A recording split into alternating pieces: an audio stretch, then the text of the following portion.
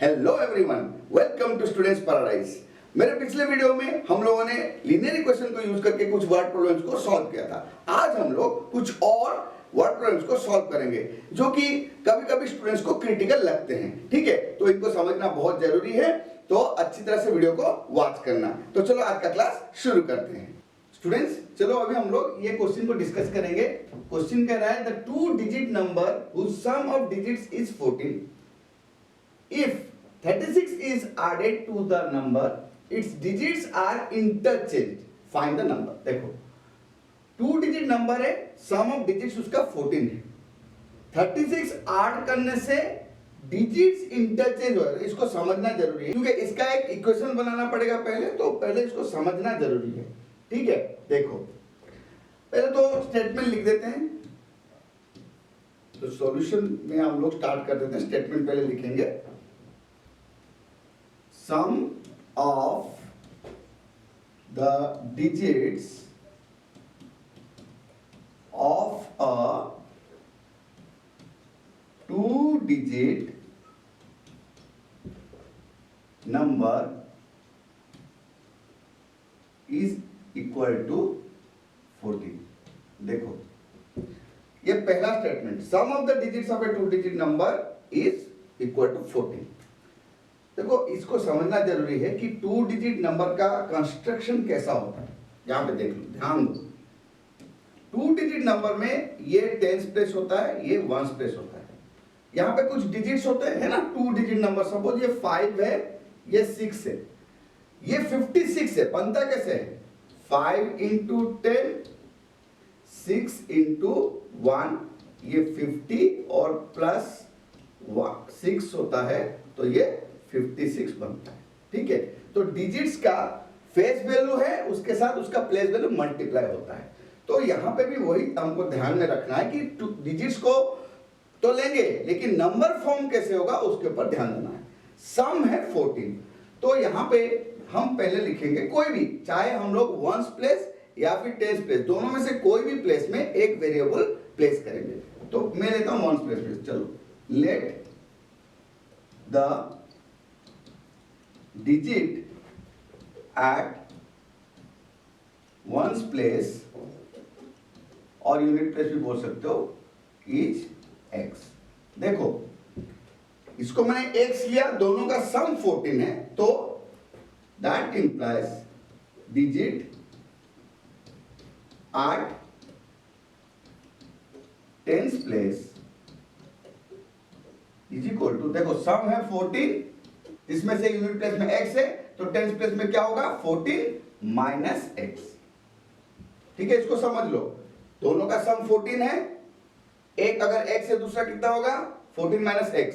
Okay, अभी देखो पहले हमको ये ध्यान देना है कि 36 added to the number, 36 added to the number, पहले हमको नंबर पता करना चाहिए। That implies the number is equal to, जैसे यहां पे हमने किया, ये टेंस प्लेस में है, तो क्या करेंगे? 10 इंटू 14 माइनस एक्स। ये टेंस प्लेस में है, तो उसका ये है फेस वैल्यू, तो प्लेस वैल्यू क्या होगा? 10 into 14 minus x, plus unit place में एक्स है, तो ये 1 इंटू एक्स होगा, तो एक्स। ठीक है, तो ये हो गया 10 into 14 140, 10 into minus X minus 10x plus X, that is equal to 140 minus 9x। ये है 2-digit नंबर आपका। ठीक है, ये है 2-digit नंबर। ठीक है, आज पर द वेरिएबल अगर x ले, यूनिट प्लेस में अगर लें और ये पूरा हम एक इक्वेशन बनाए, तो ये जो एक्सप्रेशन है 140 माइनस 9x, एक बाइनोमियल है, वो है 2-digit नंबर हमारा। ओके, अभी नेक्स्ट स्टेप में जाते हैं। क्या है? If 36 added to the number, it's digits are interchanged. Okay, if 36 is added to the number, then digits are interchanged। ठीक है, तो इसको भी थोड़ा समझ लो। अभी देखो यहां पे अभी आ जाओ, टेंस प्लेस में कितना है 14 माइनस एक्स, 14 माइनस एक्स यहाँ पे है और यहाँ पे वंस प्लेस में एक्स है। अगर मैं इस नंबर में मतलब 140 माइनस 9x में अगर 36 ऐड कर दूं तो डिजिट्स रिवर्स हो जाता है। मतलब क्या हो रहा है, जो वंस प्लेस में डिजिट x था वो टेंस प्लेस में आ जाता है और टेंस प्लेस में जो डिजिट है 14 माइनस एक्स वो यहाँ पे आ जाता है। समझ में आया? Digits are interchange. अभी दो डिजिट क्या क्या थे, 14 minus X at tens place, x at ones place, तो इंटरचेंज हो गया तो टेंस प्लेस में आ गया x, वंस प्लेस में आ गया 14 minus x. Okay, so that implies digit at tens place is equal to x digit at ones place is equal to 14 minus x. Digits are interchanged. ठीक है, तो इसके बाद हमें यह देखना है कि नया नंबर क्या बनेगा। जैसे कि पहला नंबर था क्या 140 माइनस 9x, अभी नया नंबर क्या बनेगा उसको हमको निकालना पड़ेगा। ठीक है, तो अभी हम लोग वही देखेंगे, डिजिट्स तो हो गया, अभी हम देखेंगे कि नया नंबर क्या बनेगा। तो यहां पे ध्यान दो, अभी टेंस प्लेस में x है, वंस प्लेस में 14 माइनस x है, so that implies new number is equal to 10 into x plus 14 minus x into 1 तो 14 minus x होगा, तो 10x plus 14 minus x that is equal to 9x plus 14। ये है new number. ठीक है, ये न्यू नंबर है।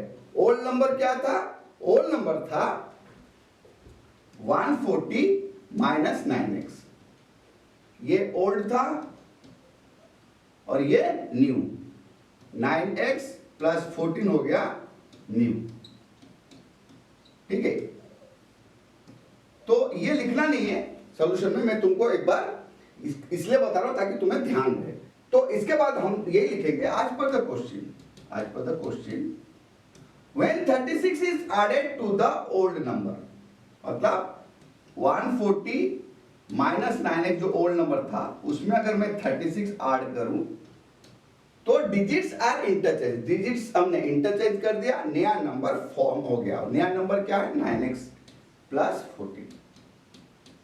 ठीक है, तो इसको हम सॉल्व करेंगे, दैट इंप्लाइज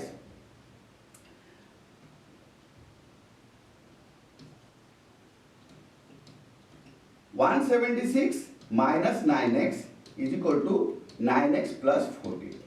ठीक है, तो अभी क्या करेंगे, ये जो 9x इस तरफ है राइट हैंड साइड में, उसको लेफ्ट हैंड साइड में ले आएंगे और ये जो नंबर है वो उसको राइट हैंड साइड में ले लेंगे। तो माइनस 9x था, यहां से 9x प्लस इधर आएगा तो minus 9x is equal to 14, ये प्लस 176 था, वहां जाएगा तो 176 माइनस हो जाएगा।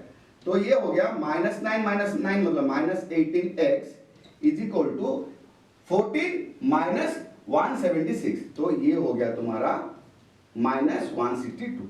अभी माइनस माइनस बोथ साइड तो हम स्ट्राइक आउट कर सकते हैं, that implies 18x is equal to 162 और x इज इक्वल टू 162, यहां पे 18 इंटू एक्स है, इधर जाएगा तो divided by 18 that is equal to 9। So here value of x is 9। ये हमने 9 पता कर लिया, लेकिन क्या करें, find the number. Find the number मतलब जो पहले जो नंबर था ये, इसके बारे में हमें पूछना है 140 minus 9x, that implies 140 minus 9x is equal to 140 minus 9 into 9 that is equal to 140 minus 81 59। So 59 is the required number, तो उसको हम लोग फाइनल एक आंसर लिखना पड़ेगा। So the number is 59। ठीक है, ये हमारा फाइनल आंसर होगा। तो चलो अभी वेरीफाई करके देखते हैं। ठीक है, चलो वेरिफिकेशन देख लेते हैं थोड़ा बहुत कि नंबर आया हमारा 59, बोला है कि उसमें 36 ऐड करना है, तो 59 प्लस 36 ये कितना हो जाता है 9 + 6 15, 5 कैरी 1, 5 + 3 8 + 1 9, 95। देखो अभी 59 में जब हमने 36 ऐड किया तो जो उसके डिजिट्स थे वो इंटरचेंज हो गए। जो यूनिट प्लेस पे था 9 वो टेंस प्लेस पे चला गया, टेंस प्लेस में था 5 वो यूनिट प्लेस पे आ गया।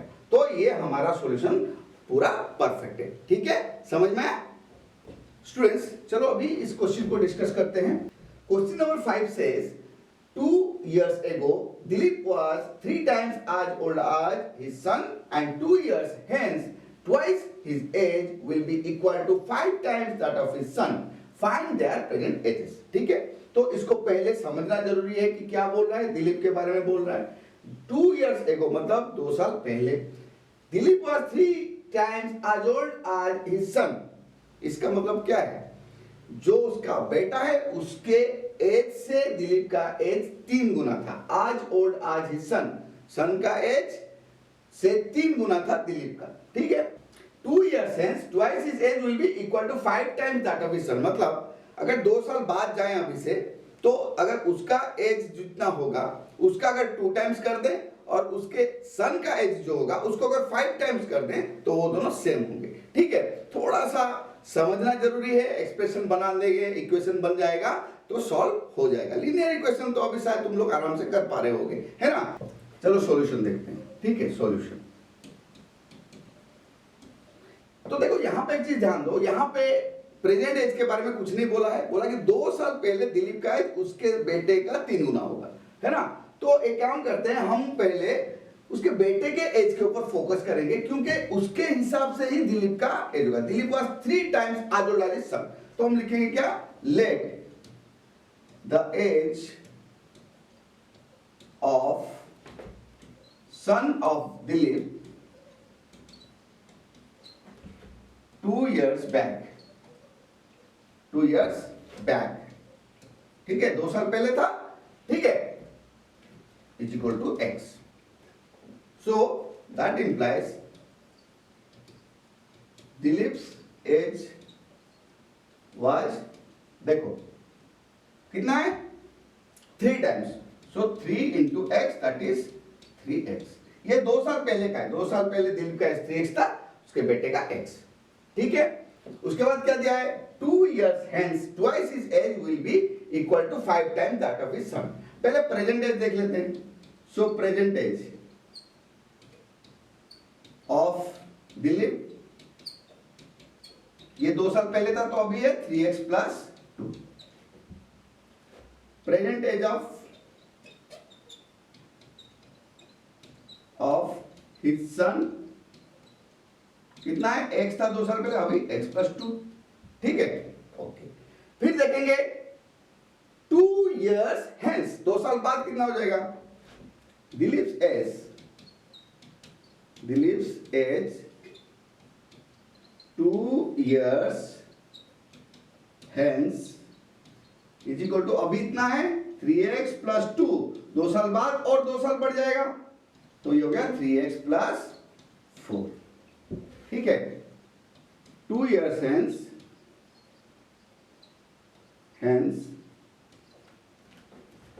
As of Dilip's son is equal to, अभी x + 2 है, 2 साल बाद और 2 साल बढ़ जाएगा, सो हो जाएगा x + 4। ठीक है, ये हो गया दोनों का एज का 2 साल के बाद इतना होगा, 3x + 4 हो जाएगा दिलीप का, उसके बेटे का हो जाएगा x + 4। ओके, तो यहां पे ध्यान दो, 2 साल के बाद उनका एक रिलेशनशिप दिया हुआ है, twice his age will be equal to 5 times that of his son। ठीक है, तो हम क्या लिखेंगे, यहां पे उस रिलेशनशिप को यूज करेंगे। आज पर द क्वेश्चन, ठीक है, twice the age of Dilip. ठीक है, सो 2 into दिलीप का कितना है 3x + 4। ये 2 साल बाद जो एज है उसका अगर 2 टाइम्स कर दें वो किसके साथ सेम होगा, 5 times that of his son. Son का है x + 4 तो 5 times that of his son. ध्यान दो यहां पे, ये है 2 साल बाद दिलीप का एज इतना होगा, इतना एज होगा उसके सन का। तो रिलेशनशिप के हिसाब से 2 साल के बाद जो दिलीप का एज होगा उसको अगर हम 2 टाइम्स कर दें और उसके जो सन का एज होगा उसको अगर 5 टाइम्स कर दें तो वो इक्वल होंगे। सो 2 into 3x plus 4 is equal to 5 into x plus 4। समझ में आया? इसको कैलकुलेशन करिए। 2 into 3 6x plus 4 into 2 8 is equal to 5x plus 20। फिर जैसे कि मैं हमेशा तुमको बोलता हूं क्या, टर्म्स को या फिर मोनोमियल को लेफ्ट हैंड साइड ले आएंगे। 6x minus 5x, यहाँ पे 5x प्लस था, इधर माइनस 20 तो है, प्लस 8 है, माइनस 8 हो जाएगा यहाँ पे। सो x इज इक्वल टू 12। ठीक है, तो x का वैल्यू कितना निकल गया 12। x क्या लिया था हमने, let the age of son of Dilip 2 years back is equal to x। Find their present age. Present age already हमने निकाला है 3x plus 2 और x plus 2। x का वैल्यू निकल दिया। ठीक है, तो अभी हम लोग क्या करेंगे, x का वैल्यू 12 है तो अभी हम करेंगे 3x प्लस, इसको मिटा देते हैं। ठीक है, अब देखो ये हो गया x is equal to 12, that implies 3x plus 2 is equal to 3 into 12 plus 2 that is 36 plus 2 38। Okay, and x plus 2 is equal to 12 plus 2 that is 14। ठीक है, 38 एंड 14। तो फाइनल आंसर लिखेंगे, present age of Dilip is 38 years and that of his son is equal to, और is लिखेंगे is 14 years। ठीक है, ये हमारा फाइनल स्टेटमेंट होगा। Present age of Dilip is 38 years and that of his son is 14 years। Okay, तो अभी हम लोग वेरीफाई करके देख लेते हैं। देखो प्रेजेंट एज में जाएंगे, ये प्रेजेंट एज ले लेते हैं, प्रेजेंट एजेस। ठीक है, दिलीप का क्या निकला 38 years और उसके बेटे का 14। तो देखो 2 साल पहले कितना हो जाएगा 36, इसका 2 साल पहले कितना 12। अब देखो क्वेश्चन के हिसाब से दिलीप का एज उसके बेटे का 3 गुना होना चाहिए, 12 into 3 36। देखो तो हमारा जो सॉल्यूशन है एकदम राइट। ठीक है, समझ में आया? तो स्टूडेंट्स चलो अभी इस क्वेश्चन को डिस्कस करते हैं। क्वेश्चन नंबर 6 कह रहा है, Rohit has a total of ₹780 as a currency of ₹10, ₹20 and ₹50। The ratio of the number of notes of ₹50 and ₹10 is 3:2। If he has total 32 notes, how many notes of each should he has?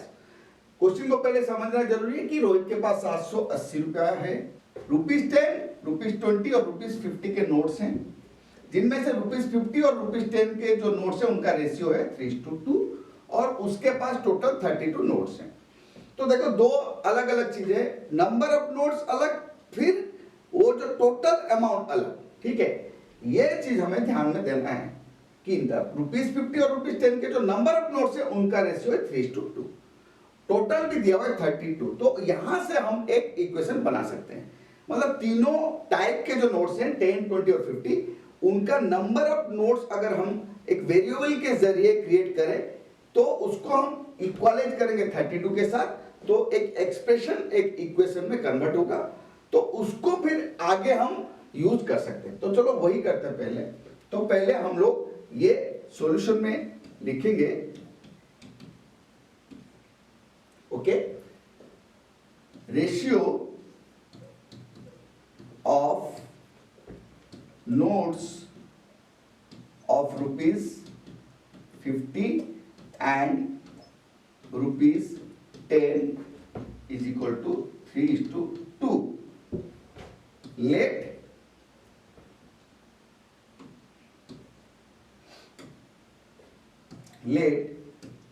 the number of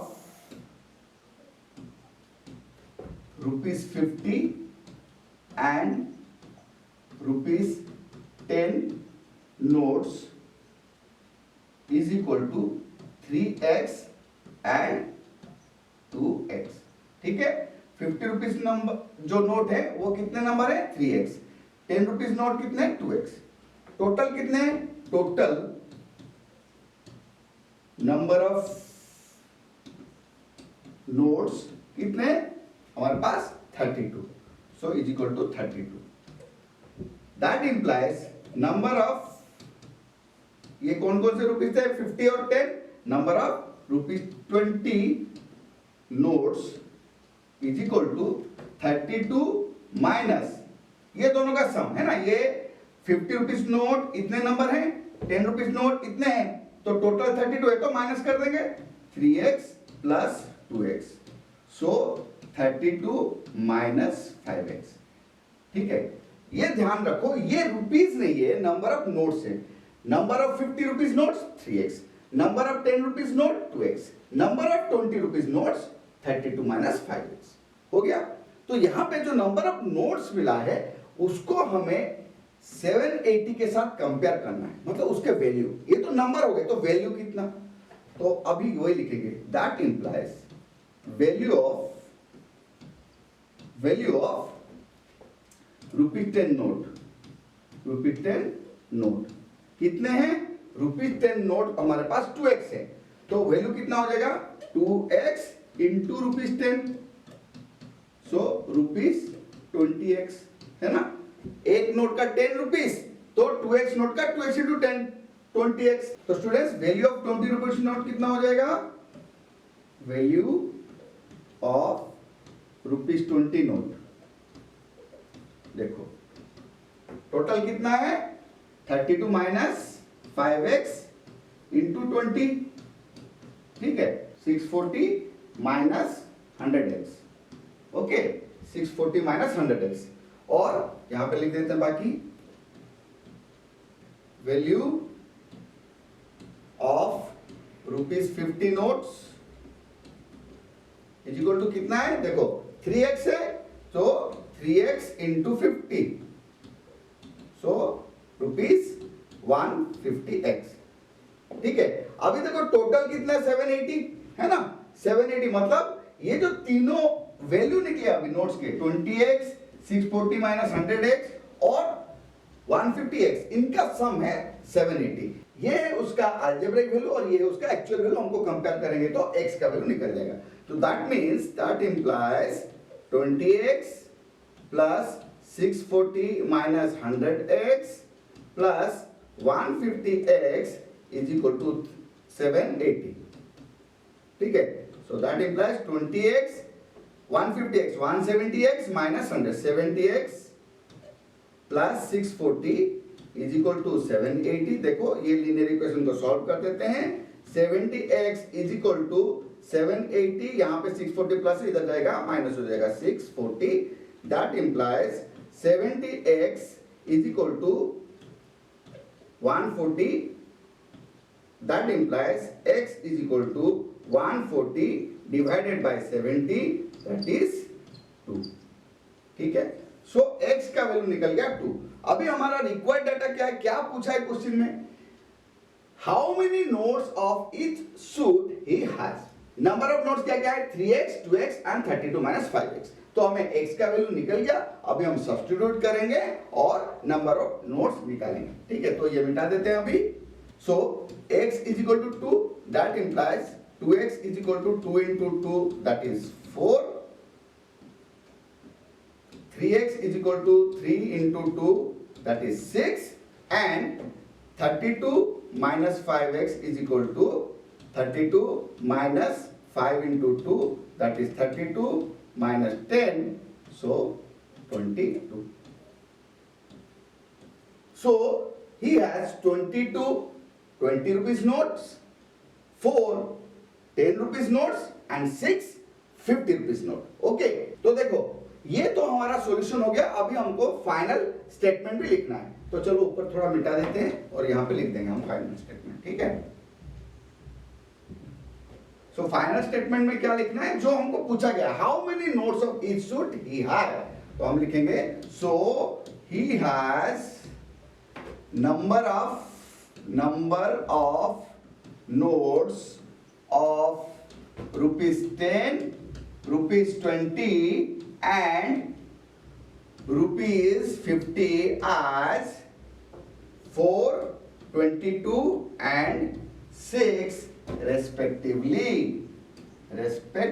ये word लिखना जरूरी है क्योंकि ये sequence बताता है। ₹10 वाले note 4 हैं, ₹20 वाले नोट 22 हैं और ₹50 वाले नोट 6 हैं, ठीक है। तो यहाँ पे तुम्हारा सॉल्यूशन कंप्लीट होता है। चलो एक बार वेरीफाई करके देखते हैं, ठीक है। वेरिफिकेशन देख लेते हैं एक बार, यहाँ पे कर लेते हैं। ओके, देखो सो ₹10 वाले 4 हैं तो 4 × 10 हो गया 40। ₹20 वाले 22 हैं तो 22 × 20 सो 440 और ₹50 वाले 6 हैं तो 6 × 50 सो 300। तो टोटल कितना हो गया 440 प्लस 440 प्लस 300 सो 780 सो ₹780, ठीक है। तो इस हिसाब से हम लोगों ने लीनियर इक्वेशन को यूज करते हुए ये क्वेश्चन का भी सॉल्यूशन निकाल दिया, ठीक है। समझ में आया स्टूडेंट्स? आज हमने लीनियर इक्वेशन को यूज करके कुछ और वर्ड प्रॉब्लम्स को सॉल्व किया। आशा करता हूं तुम लोग को समझ में आ गया होगा। जैसे मैं तुमको स्टेप्स बताता हूं वो तुम्हारे लिए बहुत इजी होगा। मैं आसानी से कैसे तुम कर सकते हो उस तरह से समझाता हूं, लेकिन तुमको प्रैक्टिस करना जरूरी है। ऐसा नहीं कि एक बार वीडियो वॉच कर लिया तो सारे वर्ड प्रॉब्लम सॉल्व हो जाएंगे, नहीं।